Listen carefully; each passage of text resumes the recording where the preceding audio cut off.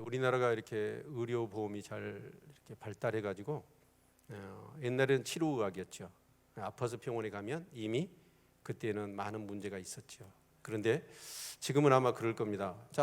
짝수년도, 홀수년도 해가지고 아마 의료보험을 2년에 한 번씩은 꼭 하도록 되어 있습니다. 건강 체크를. 그래서 결국 그렇게 의료보험을 통해서 건강검진을 하다 보니까 어떻게 해요? 병들이 우리 몸 가운데 악화되기 이전에 또 이제 이렇게 생성되어지는 그런 문제들, 그런 것들이 발견되어서 굉장히 이렇게 이 평균 수명도 길어지고 또 그렇게 큰 그런 질병들을 미연에 이렇게 예방하는 그런 효과가 있다고 얘기를 하죠.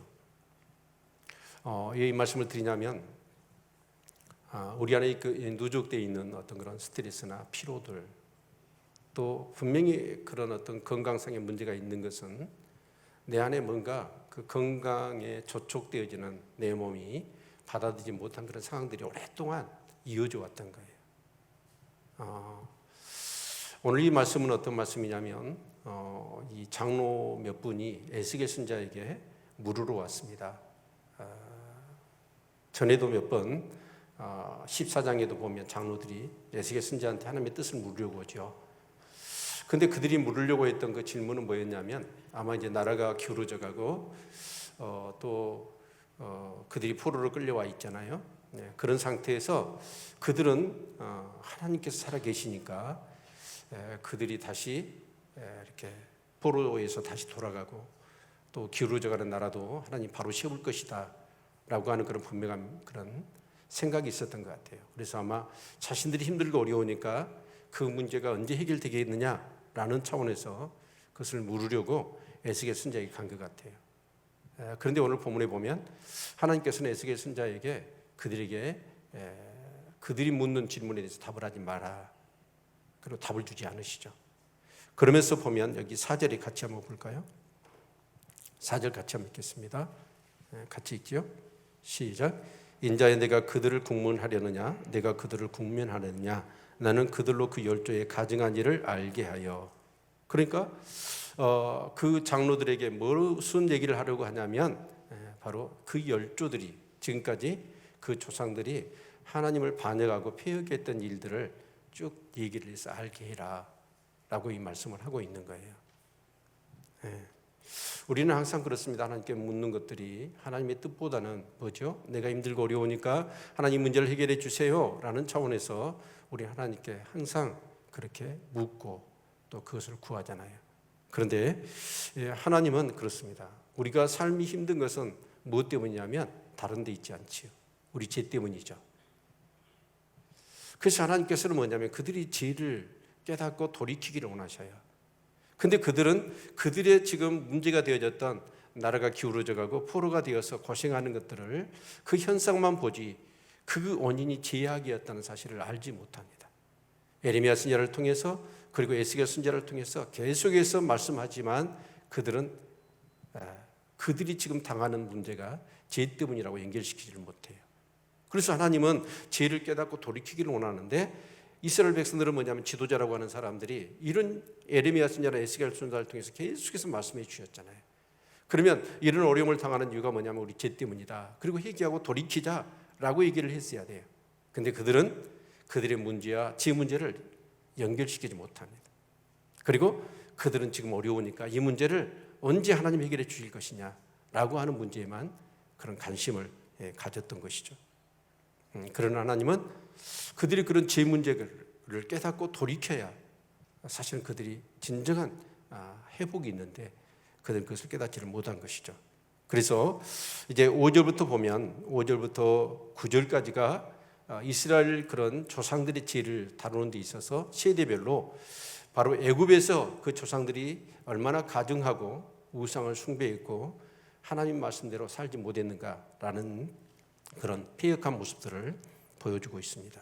그리고 10절부터 17절까지는 출애굽시켜서 이제 광야에서 광야 1세대들이 그 놀라운 하나님의 은혜와 그런 축복을 경험했음에도 불구하고 그들은 여전히 불평하고 원망하고 우상을 숭배했던 그런 폐역한 모습들을 보여주고 있죠. 그리고 18절부터 26절까지 바로 강야 2세대들입니다. 그 2세대들 또한 여전히 그런 역사에서 교훈을 얻지 못하고 여전히 우상 숭배하고 하나님께 원망하고 불평하는 그런 폐역한 모습들을 보여주고 있습니다. 그리고 27절부터 29절까지는 그들이 그럼에도 불구하고 하나님은 오래 참고 긍휼을 베푸셔서 가나안 땅에 들어가게 하셨어요. 근데 그 가나안 땅에 들어가서도 이스라엘 백성들은 뭘 하죠? 여전히 그 산당마다 골짜기마다 그 산과 골짜기마다 산당을 지어놓고 우상 숭배하기에 급급했던 것이죠. 그리고 30절부터 32절까지는 그들이 바빌론의 포로로 끌려왔어도 죄를 깨닫지 못하고 여전히 하나님께 반역하는 그런 모습을 쭉 이렇게 열거하고 있는 것이 오늘 본문의 말씀이라고 할 수가 있을 것입니다. 한 나라가 이렇게 멸망하는 데 있어서 로마가 멸망하고 또 우리도 그랬잖아요. 일제에 우리나라를 빼앗겼잖아요. 근데 그 역사를 돌아보면 그 나라가 한순간에 무너지지는 않습니다. 오랫동안 나라가 무너지고 멸망받을 수밖에 없는 요인들이 그 안에 내재되어 있었던 것이죠. 그런데 그런 과정 속에서 뭔가 돌이키고 뭔가 그들이 변화를 줬다고 한다면 여러분 우리나라도 일제에 나라를 빼앗기는 서름을 당하지 않았고 오늘의 이 고통도 없었을 거예요. 로마라는 나라도 아니 어떤 지국이나 어떤 나라도 마찬가지입니다. 아니 한 사업체도 마찬가지고 한 인생도 마찬가지일 겁니다. 분명히 존조가 있고 그런 게 있거든요. 그러면 그때마다 뭔가 돌이키고 여러분 그러면 삶이 그렇게 망하거나 사업이 망하거나 인생이 그렇게 무너지는 일들은 없을 것입니다. 그런데 이 이스라엘 백성처럼 오랜 시간 동안 하나님의 뜻이 아닌데도 불구하고 분명히 하나님의 뜻이 정해졌는데도 불구하고 하나님의 뜻을 알면서도 그들은 여전히 자신의 방식대로만 살아버린 거죠. 그래서 결국은 그 역사의 가정마다 하나님은 그들이 돌이킬 수 있도록 징계를 베푸셨습니다. 그런데 그들은 돌이키지를 않아요. 그래서 결국은 이제 이 유다가 멸망을 앞두고 있는 것이죠. 그래서 20장 1절에 보면 같이 한번 읽어볼까요? 제7년 5월 10일에 이스라엘 장로 두 사람이 여호와께 물으려고 와서 내 앞에 앉았으니 여기서 보면 이 시간을 언급하고 있더라고요.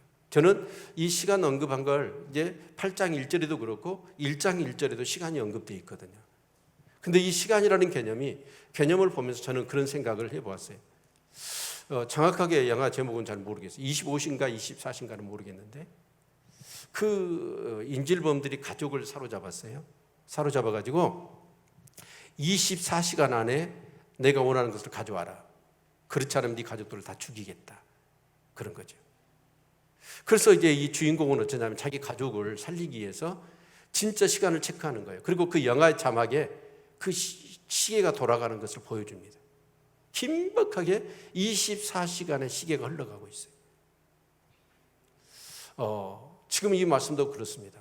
이 시간은 어떤 시간이냐면 여호야긴과 에스겔이 사로잡혀갔던 BC 597년을 얘기하고 바로 시드기야 왕이 세워졌던 그 시간을 얘기하죠.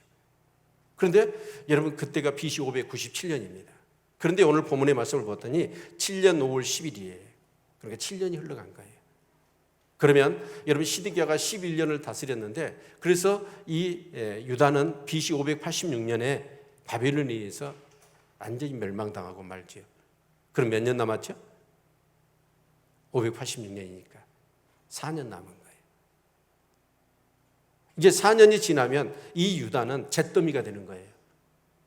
이런 심판이 지금 긴박한 하나님의 심판의 시기는 돌아가고 있는데 이스라엘 백성들은 어쩌냐? 자기 죄를 깨닫고 돌이키려고 하지를 않는 거예요. 그러면서 여전히 그들은 뭐냐면 자신들이 지금 힘드니까 힘든 문제를 언제 하나님이 해결해 주시겠느냐라는 것만 관심을 갖고 있다라는 것이죠. 저는 우리가 신앙생활 하면서 얻을 수 있는 큰 축복이 있다면 그거 뭐냐면 예배인 줄로 믿습니다. 하나님의 말씀을 묵상하며 성령 안에서 기도하는 것처럼 우리 예수 믿는 사람에게 축복이 없습니다. 왜요? 여러분, 나는 잘 몰라요. 오랫동안 익숙해져 왔어요. 하나님의 뜻이 아닌데도 내 삶을 무너뜨리고 내 삶을 멸망으로 가는 그런 제약된 요소가 있어요. 있는데 우리는 잘 몰라요. 근데 우리가 예배를 드리거나 말씀을 묵상하거나 여러분 기도하다 보면 성령님이 내게 말씀하시든가 안 하시든가요? 이해 안 해요? 안 한다면 그 사람은 구원받지 못한 사람이에요. 왜요? 성령이 내 안에 계시잖아요. 내 안에 계셔서 내가 하나님의 뜻대로 살지 않으면 분명히 말씀하시거든요. 너 그렇게 살아서는 안 된다. 그거 내려놓으라고. 근데 우리는 어떻습니까? 그렇게 성령께서 말씀하신데도 불구하고 우리는 그걸 내려놓지를 못해요. 은근히 즐기고 있고 은근히 그것이 하나님의 뜻이 아니라는 사실을 알면서도 우리는 그대로 따라 살아가는 거예요. 그것이 오랫동안, 여러분 그때마다 하나님이 진짜 심판을 내리고 징계를 내렸다고 한다면 우리 삶은 바꿔졌을 거예요. 그런데 오랫동안 그렇게 살아도 별 문제가 없는 거예요. 그러다 보니까 우리는 어쩌냐?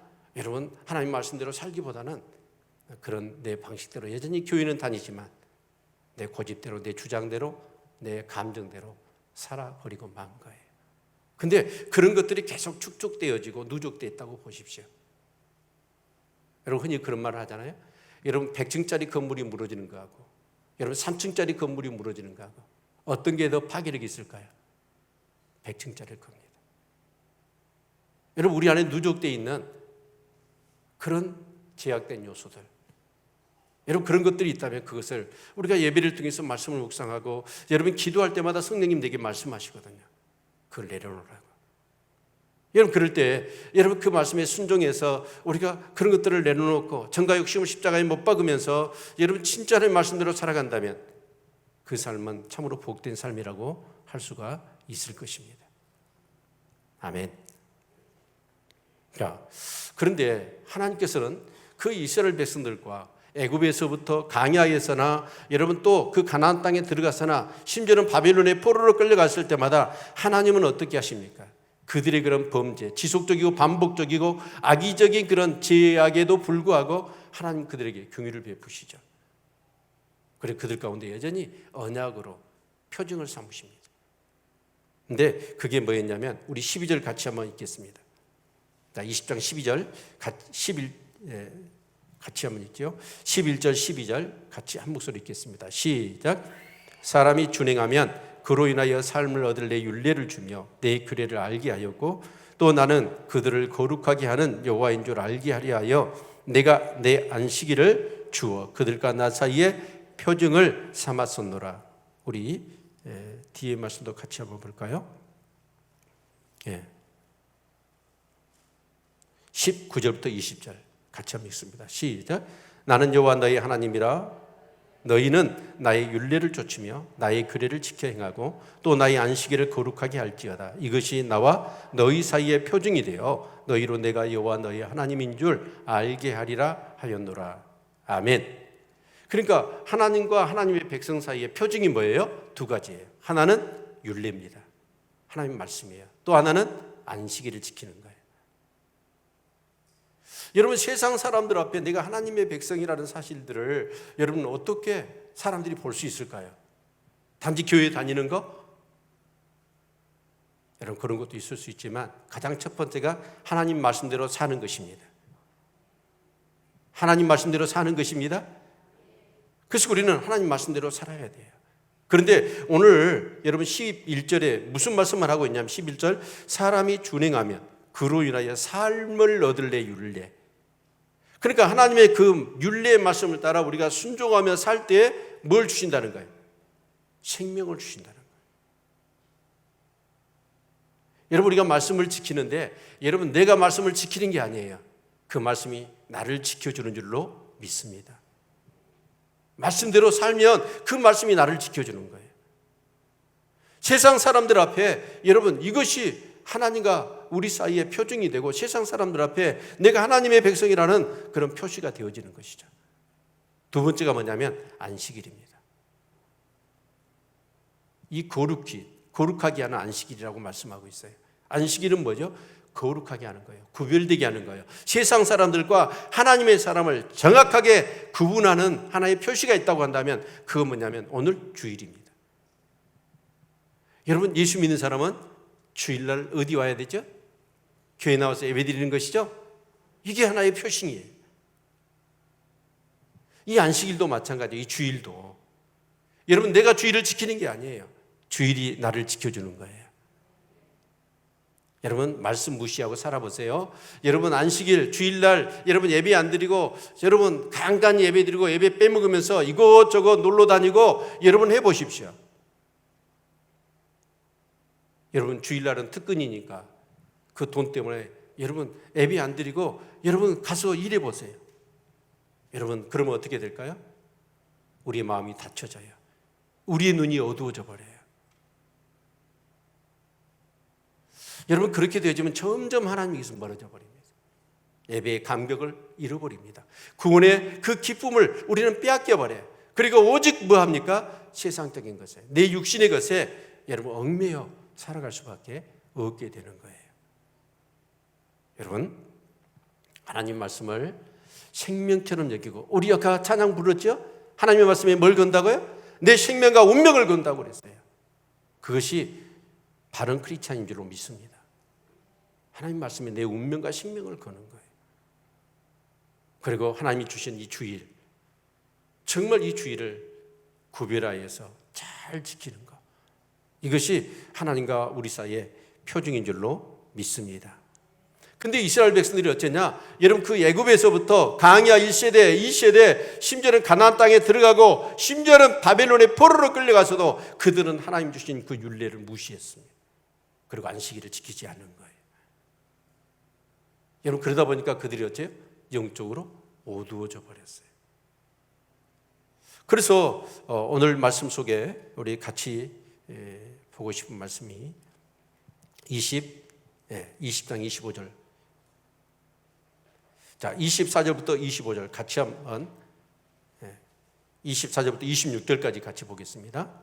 시작. 이는 그들이 나의 규례를 행치 아니하며 나의 율례를 멸시하며 내 안식일을 더럽히고 눈으로 그 열조의 우상들을 사모함이며 또 내가 그들에게 선치 못한 율례와 능히 살게 하지 못할 규례를 주었고 그들이 장자를 다 화제로 드리는 그 예물로 내가 그들을 더럽혔으면 그들로 멸망케 하여 나를 여호와인 줄 알게 하려 하였음이니라.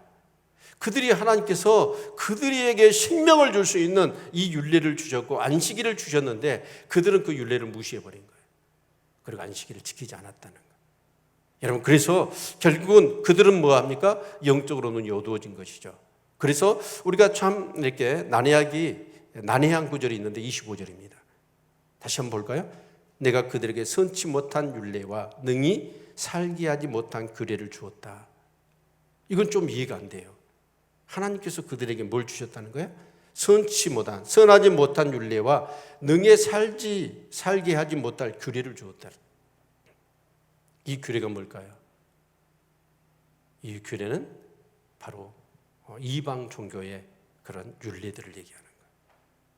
그러니까 여러분, 그들은 결국은 뭐하냐면 무엇 때문에 하나님의 그 주시는 말씀을 무시했고 그 안식일을 지키지 않았을까요? 한 가지 이유예요. 그게 우상숭배입니다. 그 우상숭배, 분명히 하나님은 말씀하셨거든요. 이스라엘 백성들, 나 외에 다른 신을 내게 있게 하지 말아라 라고 말씀하셨는데 이스라엘 백성들은 어떻게 했습니까? 온갖 우상숭배에 사로잡혀 버린 거예요. 애굽에서도 그 훈련을 받고 있는 광야에서도 1세대, 2세대도 그랬고 가나안 땅에 들어가서도 온갖 여러분 산과 골짜기에 산당을 다 만들어 버렸어요. 여러분, 그 우상숭배가 뭘까요? 하나의 형상을 만들어 거기다 절한 것일까요? 아니에요. 우상숭배는 탐심이라고 얘기합니다. 그게 뭐예요? 요한일서 2장에 있는 6절에 있는 여러분 이생의 자랑, 안목의 정욕, 육신의 정욕입니다. 여기에 이스라엘 백성들은 틈만 나면 여러분 그런 물질적인 것에 마음을 빼앗겨 버린 거예요. 우리 한번 생각해 봅시다. 나를 한번 진단해 보세요.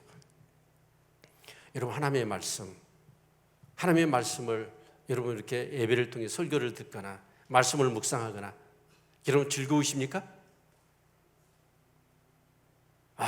그냥 우리 정병희 목사 설교는 너무나 긴데 좀 빨리 좀 끝내지 이 생각만 하고 있고 잠이 오고 있고. 여러분 정말 지금 하나님의 말씀을 사모해야 돼요.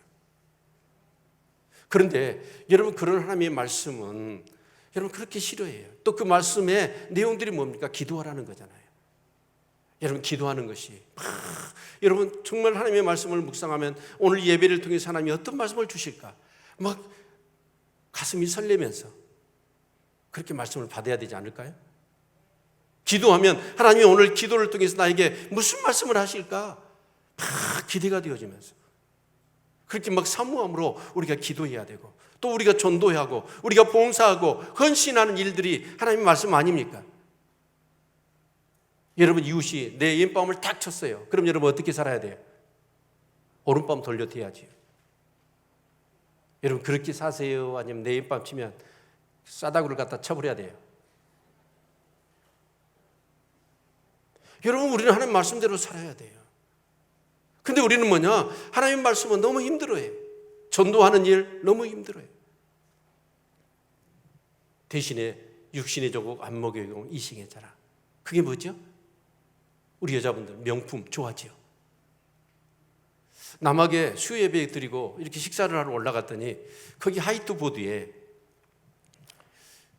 나는 그걸 보니까 생각이 나지. 나이키, 아디다스 또 뭐더라? 더 이상 생각 안 나네. 그런 명품 브랜드를 진짜 그대로 그려놨더라고. 한 7가지를. 그래서 저걸 왜 그랬지? 저렇게 누가 또 잘 그렸지? 이들의 생각은 뭐냐? 옷을 입어도 신발을 신어도 뭐만 신어야 돼요? 그 명품만 신어야 돼. 입어야 되고. 관심이 거기에 있는 거예요. 윤정아 집사님 그런가요? 예, 그랬어요. 그거 나 궁금해서 물어보고 싶었어. 근데 어째 여기서 예배를 드리시네? 또 마셨어요? 자, 근데 여러분 정말 우리 남자들은 차 얘기하면 그냥 눈이 번쩍 뜨이죠. 기가 쏠깃하고. 여자들은 아파트 얘기하면 지금 중 S클래스 와 봤더니 그 구모 아파트 사람들은 그 소외감 느끼거든. 너무 아파트를 잘 지어놨어. 그러니까 사람들이 어쩌냐면 막 아파트 얘기하면 여자들은 눈이 막 번쩍하고 남자들은 차 얘기하면 번쩍하고 막 명품 뭐요? 루이비통, 구찌 막 그러면 그 얘기만 들리면 기가 설기다지. 근데 진짜 예배를 드리거나 말씀을 이렇게 우리가 묵상하거나 정말 예배를 드린다거나 이런 것들은 어떻습니까? 잠이 오잖아요. 여러분 그렇다면 지금 내 상태가 어떤 상태예요? 이게 문제가 되는 거예요. 근데 이스라엘 백성들은 어쩌냐? 그 하나님의 말씀을 무시하고 안식일은 그냥 지키지도 않아요. 그러다 보니까 어쩌습니까? 그들의 눈이 어두워졌어요. 그래서 여기서 이 말씀하는 여러분 25절에 있는 선치 못한 율례와 능히 살게 하지 못한 그 규례는 뭐냐면 온갖 그런 이방 그런 종교들의 그런 규례를 따라버린 거예요. 그 자명한 사실이 어디에 있냐면 26절이죠. 그들이 장자를 다 화제로 드리는 그 예물로 내가 그들을 더럽혔으면. 여러분 정말 여러분 그 자기의 아들 중에서 큰 아들을 불에 태워서 제사로 드리는 그게 몰렉신 아닙니까? 이스라엘 백성들이 하나님을 섬겨야 될 하나님의 백성들이 어떠냐? 온갖 우상숭배. 근데 그 우상숭배의 핵심은 어디에 있는가요? 왜 사람들이 그렇게 우상에 빠질까요? 레위기서를 읽어보십시오. 레위기서를 읽어보면 여러분 분명하게 그 우상이라고 하는 단어 앞에 이스라엘 백성이 우상을 세우고 우상을 섬기는데 그 이유를 정확하게 제시하고 있어요. 뭐죠? 자기를 위하여. 자기를 위하여 우상을 세웠고 우상을 섬겼다는 말씀이 여러분 레위기서의 우상 앞에는 하나도 빠지지 않고 그냥 간용구처럼 사용되어져 있습니다. 여기서 우리 한번 생각해 봐야 돼요. 여러분이 진짜로 오늘 신앙생활을 하시면서 하나님이 나를 이해하십니까? 물질이 나를 이해합니까? 더 우리가 마음으로는 그래요. 하나님을 이해한다고 그래요. 하나님 없으면 나는 못 산다 라는 생각과 돈이 없으면 못 산다 라고 하는 생각 중에 어떤 것이 더 리얼하십니까? 더 강합니까? 더 실제적이십니까? 하나님은 잠시 지금 안 계셔도 괜찮아요. 지금 나한테 필요한 건 뭐예요? 돈이에요. 물질이에요. 여러분, 그렇다면 그게 우상이죠. 만약에 그 상태가 되어졌다고 한다면 나는 지금 어떤 상황이냐면 하나님의 말씀을 무시하고 있는 거예요. 하나님께 예배를 온전히 드리지 못하는 거예요.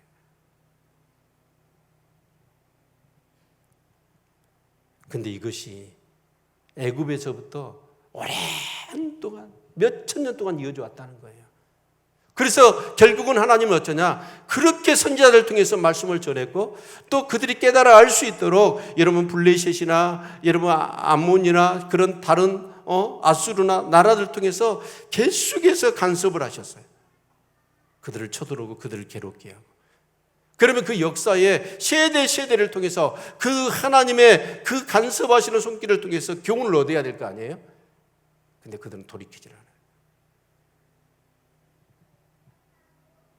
어느 정도 거쳐가지고 이스라엘을 쓸 수가 없었습니다. 그래서 하나님이 이제 마지막 수단이 뭐예요? 나라를 완전히 멸망시키는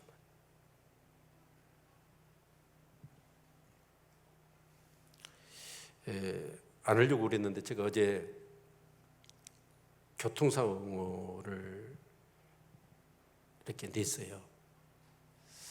근데 진짜 여러분 그 교통복구 잘 지키시기를 바랍니다. 아멘을 안 하시네. 빨리 가고 싶으세요?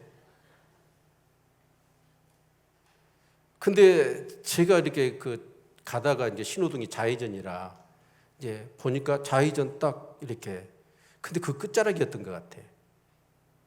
그래서 다 빠져나갔는데 그거 한 6차선이에요. 6차선인데 그 7차선은 어떤 곳이냐면 이렇게 그 추가 도로가 있어가지고 우측으로만 가는 도로죠. 근데 거기서 차가 직진해버린 거예요. 그런데 내 옆구리를 받아버린 거예요. 뭐 순식간에 차가 그렇게 왕 해서 달라드는데 방법이 없더라고요. 그래서 제가 튕겨져 나가버렸죠. 차가 그 차가 얼마나 세게 받아버렸던지 그냥 커가지고 뭐 엔진도 살아있는 것 같지 않고 그냥 브레이크를 잡아도 차가 서지를 않고 계속 가버리더라고요. 그래서 한 30m를 제가 이렇게 갔는데 정말 그 사고를 당하고 나서 가만 이제 계속 그 장면이 생각나는 거예요. 그리고 트라우마가 걸리겠더라고요. 진짜 까딱했으면 여러분 못 볼 뻔했어요. 근데 그분도 안 다치고 저도 안 다쳤어요. 근데 차는 많이 상한 거죠. 그러면서 가만 제가 와서 어제 이제 목양실에서 말씀도 준비하고 그러면서 이렇게 기도하는데 하나님께 감사가 되더라고요. 그래서 제가 남학에서도 예배를 드리고요. 이렇게 올 때는 시간이 촉박하잖아요. 그러니까 막 비상 깜빡이 켜고 신호등 무시하고 막 와요. 손싹같이 달려와. 근데 여러분 그거 진짜 안 되겠더라고요. 오늘은 신호등 다 지켰습니다. 그러려면 남학 예배를 빨리 끝내야 되지. 그래서 예배를 빨리 끝냈어요. 근데 여러분 정말 중요해요. 은연중에 내 생각 속에 뭐냐면 신호등을 정확하게 교통법규대로 지켜야 되잖아요. 그런데 나도 모르는 사이에 그냥 그렇게 꼬리 물기식으로 가거나 아니면 그 속도 제한이 있는데 속도 제한을 어기고 막 바쁘다고 시간 약속시키려고 막 왱왱 달렸거든요. 근데 이런 것들이 제게 누적이 되어 있었던 거예요. 그래서 어제 경고로 하나님이 빵 때리신 거예요. 여러분 어제 오랫동안 누적되어 있는 것들. 법이 아닌데 그것을 어기면서 그때는 아무 일 없었어요. 그러니까 점점 내가 당연시 여기는 거예요.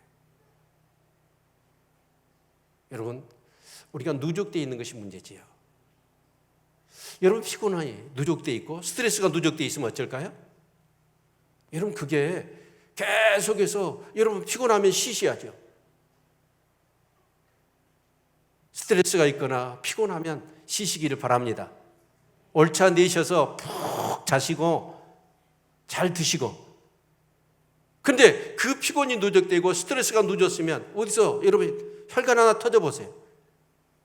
그때는 치명타예요. 걷잡을 수가 없는 거예요.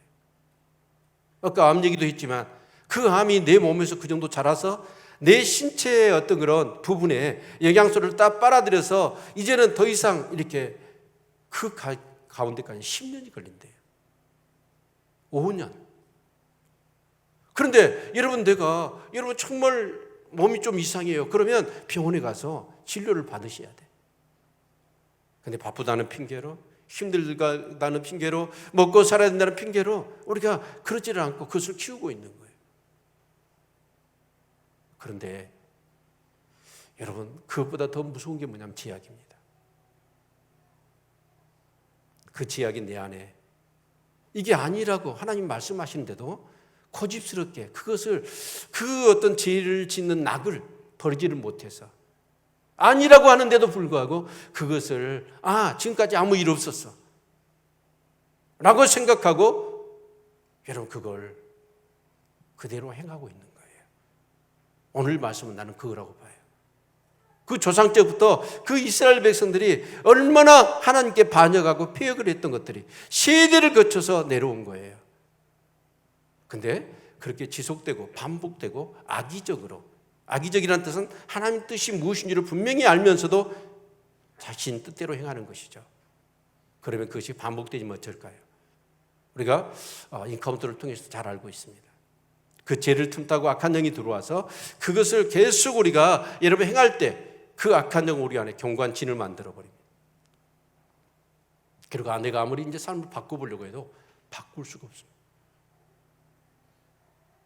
그런데 그렇게 돼서 이제 우리 가운데 하나님의 심판이 임하면 여러분 그때는 걷잡을 수가 없어요. 치명타가 되는 거예요. 건강도 그렇고 직장생활도 그렇고 우리 학생들은 학창시절 생활도 마찬가지입니다. 모든 것 가운데 여러분 진짜 그 법도가 있어요. 그 법도를 따라 살아갈 수 있기를 바랍니다. 그래서 하나님 앞에 예배드리고 여러분 말씀을 묵상하며 기도하는 거예요. 여러분 그럴 때마다 하나님은 우리에게 말씀해 주십니다. 너 이렇게 살면 안 돼. 너는 내 백성이야. 너 이렇게 살아야 돼. 많은 부분에 하나님은 우리에게 말씀하십니다. 여러분 그때마다 그 말씀을 듣고 그 말씀대로 우리가 순종하며 살아갈 수 있기를 바랍니다. 만약에 그 이스라엘과 유다 백성들이 하나님께서 경고하시는 말씀을 따라서 그 율례를 따라 순종하고 안식일을 지키면서 하나님을 경외하며 그들이 살았다고 한다면 여러분 북이스라엘이 아수리의 멸망을 당할까요? 유다가 바벨론의 멸망을 당할까요? 당할 수 없지요. 하나님 그들을 제사장의 나라로 사용하고 싶으시거든요.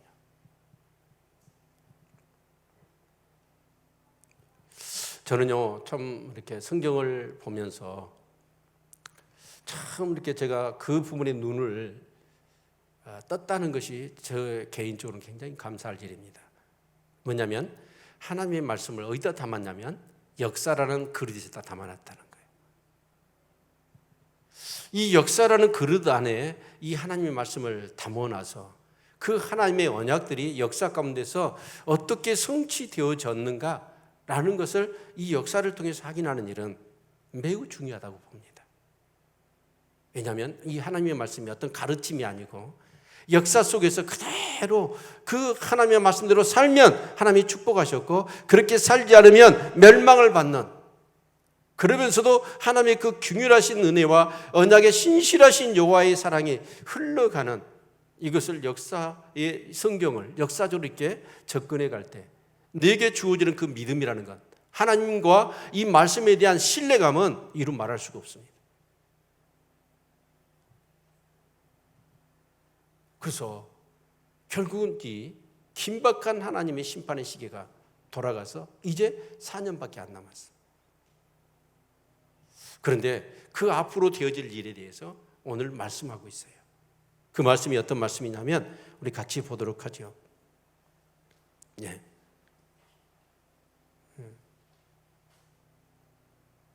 같이 보도록 하겠습니다. 우리 37절 말씀 같이 한번 보죠. 37절, 30절, 38절 같이 읽습니다. 시작. 내가 너희를 막대기 아래로 지나게 하며 언약의 줄로 매려니와 너희 가운데서 패역한 자와 네게 범죄한 자를 모두 제하여 버릴지라. 그들은 그 우고하던 땅에서는 나오게 하여도 이스라엘 땅에는 들어가지 못하게 하리니 너희가 나를 여호와인 줄 알리라. 아멘. 그래서 하나님께서는 어쩌냐, 이스라엘 백성들을 바벨론의 포로로 끌어가요. 그리고 나머지 유다에 있는 백성들은 불에 의해서 멸망을 당합니다. 자, 그런데 그런 바벨론에 끌려간 그 백성들은 어떻게 하냐? 여기서 이런 말씀이 있죠. 너희를 막대기 아래로 지나게 한다라는 말씀이 있습니다. 이 말씀은 어떤 말씀이냐면 이스라엘에서 양을 칠 때 이제 이 집 저 집 양들이 있을 거 아니에요. 근데 이제 목축지 가서 이렇게 풀을 뜯게 할 때는 풀어놔요. 그러면 이 집 저 집에 양들이 다 섞이는 거예요. 자, 해가 집니다. 그러면 그 양들을 우리로 들여야 되겠죠. 우리를 들이다 보면 이렇게 통로를 만들어요. 그리고 그 위에 막대기를 설치합니다. 설치해서 목동이 보는 거예요. 그런데 여러분, 그 하루 사이에 양들이 정이 들어가지고 이웃집 양하고 내 양하고 정이 들어가지고 이놈이 끄고 왔어. 내 양이 아닌데 양 우리 안에 들어오잖아요. 그러면 주인은 어떻게 해야 될까요? 그 양을 솎아내요. 그리고 다시 돌려보내는 거예요. 자, 이 말씀은 무슨 말씀일까요? 여러분, 성경은 말씀합니다.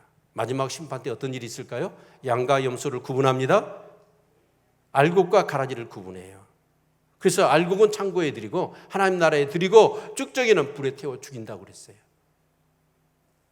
그러면서 여기 언약의 줄로 맨다는 말은 뭔 말이냐면 그 이스라엘 백성이 바벨론 포로로 끌려갔어요. 그런데 그 중에서도 하나님이 구별해요. 구별해서 결국은 어떻게 하십니까? 그들을 다시 이스라엘 땅으로 돌아오게 하시잖아요. 고레스를 통해서 칙령을 발표하게 되고 70년 만에 이스라엘 백성이 다시 돌아와요. 그런데 돌아올 때 다 돌아옵니까?